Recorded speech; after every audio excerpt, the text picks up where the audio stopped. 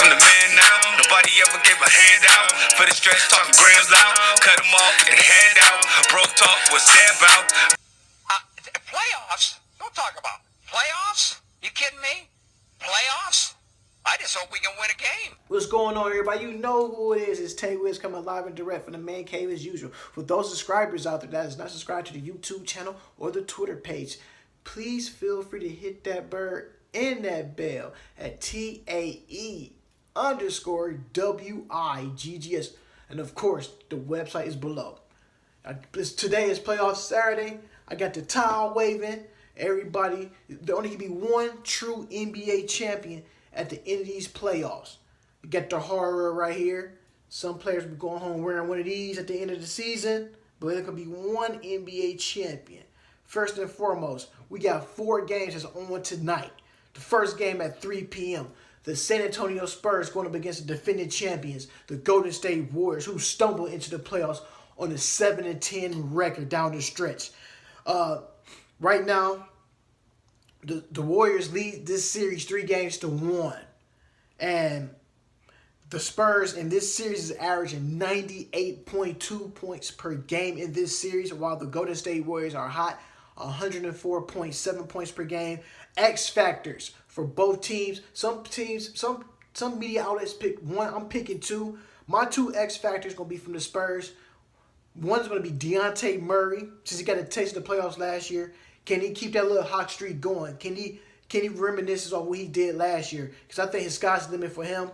The second X factor, Rudy Gay. They brought Rudy Gay over to be the acquisition to help Kawhi Leonard and Marcus Aldridge. To say his stat, can Greg Popovich put those 2 guys in the right spots so they can step up and lead this team to a win? Would it be nice for the Spurs to go out here on the road without Kawhi Leonard due to the Kawhi injury, who is not playing? Can they steal a game from the Golden State Warriors? Because we know the Golden State Warriors bench is pretty shaky this year. My X factor for the Golden State Warriors, Swaggy P and Jordan Bell. Jordan Bell is not an offensive player, but he can play defense. He's reminds me of a little Draymond Green, who can do little stuff on the defensive end. If these 2 guys can hold their weight, because so far Sean Livingston and Andre Iguodala haven't had a good season. It's been quiet, but it hasn't been a standout season for these guys. So that's what I'm looking for right now. I'm looking, and you ask me who's going to win this series. I'm going to go on a limb and say, if the Warriors, some people are looking at sweep, I'm saying the Spurs at least steal 1 game. I'm going to give this edge to the Golden State Warriors to take this series 4-1. Anything is possible. Like I said, it's not too rare that you see a 7 seed be the 2 seed in the NBA playoffs. You just need different guys to step up. Now, since Steph is down, this would give more looks now to Klay Thompson, who could take his shots. Now, we never know. Kevin Durant may come out and score 40 tonight and set it on fire, but we know that Klay Thompson can score points in bunches. That's what I'm going with in that series. I'm going with the Golden State Warriors to win this series pretty easily, 4-1. Second game of this quadruple header, the Washington Wizards taking on the Toronto Raptors. And this season series is tied at 2-2. Then while the Raptors are averaging 104.2 points per game in this series, and the Wizards not that shabby themselves at 103.7. And X factors for the Washington Wizards, since Jody Meeks is suspended for 25 games for the anti-doping drug rule they got going in the NBA. I got Kelly Oubre Jr. Can he step it up? And quiet as kept, I like how Mahimi runs the floor as a big man. He's not your typical scorer. He'll give you about 6 points in this series. But if he can give you 6 points to go along with 2 blocks and maybe 10 rebounds, sky's the limit, because you already get the Polish hammer in the paint already, Marcin Gortat. That's going to be a good matchup too as well, going up against Jonas Valanciunas, Serge Ibaka. What can these Toronto Raptors do? Because they're their X factor. I'm going with C.J. Miles to be a nice X factor who can hit the outside 3 and can step up and play defense as well. Who's not scared to take a big shot? Because we have seen in the previous years what the Raptors would do in the playoffs with Kyle Lowry and DeMar DeRozan. They would go streaky cold, can't hit nothing. They said it's a different year. They complain about them having 1 o'clock games. To let you know, the Toronto Raptors are 0-9 and playoff game ones. So keep that in mind. The Toronto Raptors are 0-9 in playoff game ones. Like I said, X Factor, CJ Miles is an X Factor for the Raptors. And my second one, this is pretty tough. I'm looking at Pascal Siakam, another guy. Stretch big, can hit threes, can take you off the dribble, can be an X Factor too. Because the Wizards right now, the bench is a little shaky. They got John Wall back. But can John Wall lead this team out the first round? This is going to be a good series. A 2-2 series. This is going to be a good one. If I had to go out on a limb who's going to win this series, I'm going to give this series to the Toronto Raptors 4-2 to take this series. The third game I'm looking forward to in this quadruple header, the Miami Heat going against the red-hot Philadelphia 76ers. This series also is tied at 2-2. The Heat's averaging 101.5 points per game, while the 76ers are averaging 101.7. Only thing that's difference between these two is 0.2 points per difference. This team is red hot. We know Joel Embiid is coming in with the face mask on. He said call him the phantom of the process of the phantom of that nature. When I'm looking at the 76ers, they got Markelle Fultz, who came back, who got a triple-double at the end of the regular season. Ben Simmons been hot, been averaging triple-double the whole month. He's hot. The last person to do that was Magic Johnson. I'm just looking at Marco Bellinelli, Robert Covington. This team is very scary good. But the whole notion, can Brett Brown win a series in the playoffs? He got him to the playoffs, but the whole thing, everybody know, playoff time come, everything slows down. Let's get into the sets, run plays. We know all you got to do is keep Ben Simmons out, because Ben Simmons is not a jump shooter. He cannot shoot a three. He's an awful free throw shooter. He's also shooting 56% from the free throw line. He brings another dynamic to the game. They compare him to LeBron James in that type of way because he's a pass-first player. Nothing's wrong with that. Looking forward to get his team involved. If you can keep him from getting into the paint, sky's the limit for the Miami Heat. It's just they just bring a whole lot to the table when I look at this young 76ers team. Yeah, they got a couple of guys who played on a playoff team, J.J. Redick, Ersan Ilyasova. The list goes on. A lot of guys, man. I'm just looking at where does this 76ers team, how can they get out to a good start? Because right now, the Miami Heat has past players and coaching staff that have won championships in previous years. You're looking at Eric Spoelstra, who got D-Wade back from Cleveland to trade this year. You still got UD down there, Udonis Haslem. Even though he don't play as much, but his knowledge to the game and to those players off the bench would be key. That coaching staff down there, Juwan Howard, who also was a part of that Miami Heat team when they won the titles back-to-back years. When you looking at what they have on the bench and what they has to offer in their GM, Pat Riley, you looking at this Miami Heat team. This is a 6 seed, but it's not your typical 6 seed. This is a scary 6 seed. A Udonis Haslem, a Dwayne Wade, a Hassan Whiteside, all of these young guys, Wayne Ellington, who's shooting it red hot from downtown. These guys has enough potential to get out the first round and beat this 76ers team. And remember, I'm going to pump everybody brakes now because social media, TV is saying, guess what? Don't be surprised if the 76ers be in the Eastern Conference Finals. This series is tied 2-2. I'm going to be honest with you guys. I'm going to say the Miami Heat going to win this series 4-2. The Dwayne Wade factor is a lot. Put players in the right spot. Hassan Whiteside. You're looking at Tyler Johnson, the Dragon, Gordon Dragic.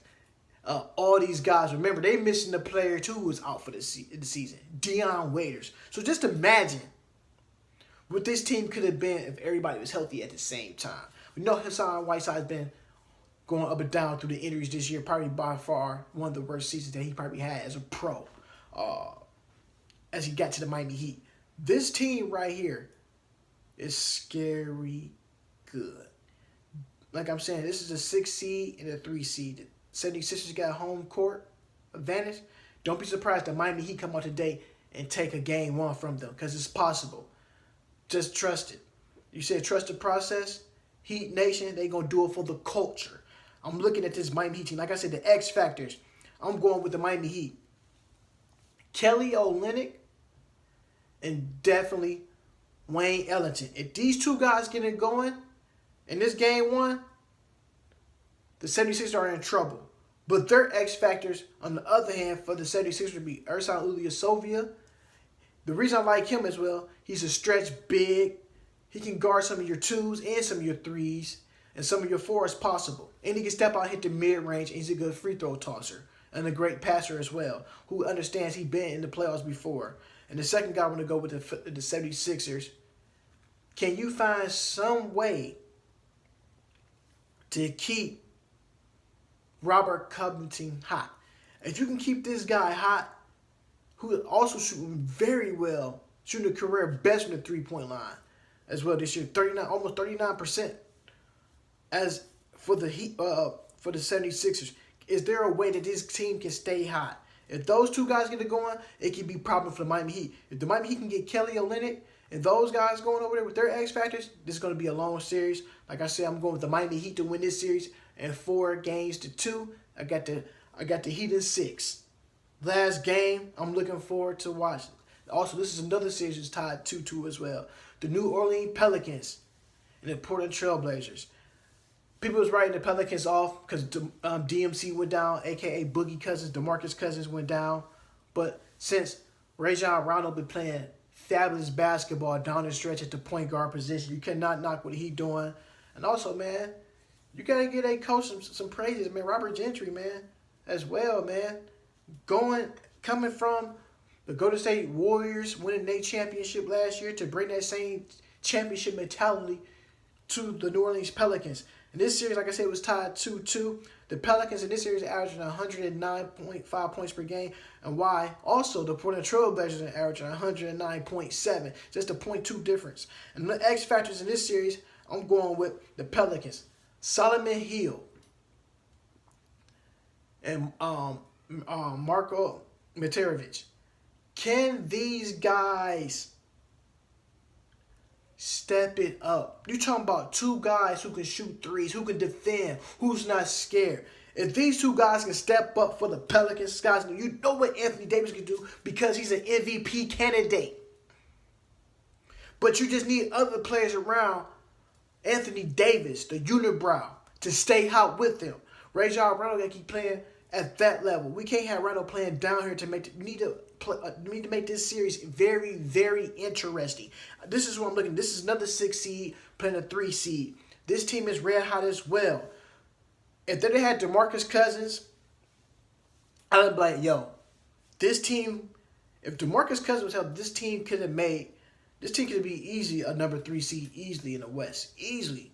Unfortunately, he went down with the Achilles injury and stuff like that, but it's good to see Boogie on the sidelines and dancing, getting that heel right. So, sky's the limit for these guys right here. Right now, the Portland Trail Blazers, I said the X factor for this team would be Ed Davis. Can he sustain when he coming off that bench? Can he keep Anthony Davis and them other bigs off the glass? He's not a high-profile scorer or prolific scorer in that matter, but he can be prolific on the rebounding side. He got to grab rebounds. You cannot give the Pelicans second chance shots on their offensive end. You got to grab the defensive rebounds against the Pelicans, because if you don't, they will make you pay with deep balls. And you know Anthony Davis is catching oops from all angles. That's the other X factor for the Portland Trail Blazers. The second X factor for the Portland Trail Blazers, Shabazz Napier. Can he give you valuable minutes off the bench when a Damian Lillard goes to the bench and take a breather? Can he do that? If you can get him going, he don't need to score 20. All he got to do in this series is average 10 points, grab you 2 rebounds, and get 2 steals. If you can get all 3 of them going, because you know CJ McCullough is going to handle business as well. If you can get him going with CJ McCullough and Damian Lillard in their backcourt, and Shabazz Napier, that's all you need to sustain the series. And it's pretty tough to pick this one. I'm going to go Portland Trail Blazers in this series in 7. This series right here is going all 7 games, and that's why I'm picking the Portland Trail Blazers. It's something about this team. This team is very sneaky good, and I think Damian Lillard. We already know Anthony Davis is an MVP candidate, but like I've been saying before, Damian Lillard is probably one of the most unappreciated point guards in the league. He's playing at an MVP caliber level. I won't be surprised if they win this series. Like I said, I got the Portland Trail Blazers taking this in 7. So when I'm looking at this team in 7 games, anything is possible and reliable at right now during this time. So like I said, I got the Portland Trail Blazers winning this game in 7, 4 games in 3, at home closing it out. Like Damian Lillard said, it's Dame time. Like I said, and only can be one NBA champion who would want to hoist his Larry O'Brien trophy. Y'all know who I am. I'm Tay Wiz, coming live and direct for the Man Cave. Y'all can head on over to the YouTube channel and the Twitter page at TAE_WIGGS. Until next time, folks. Peace.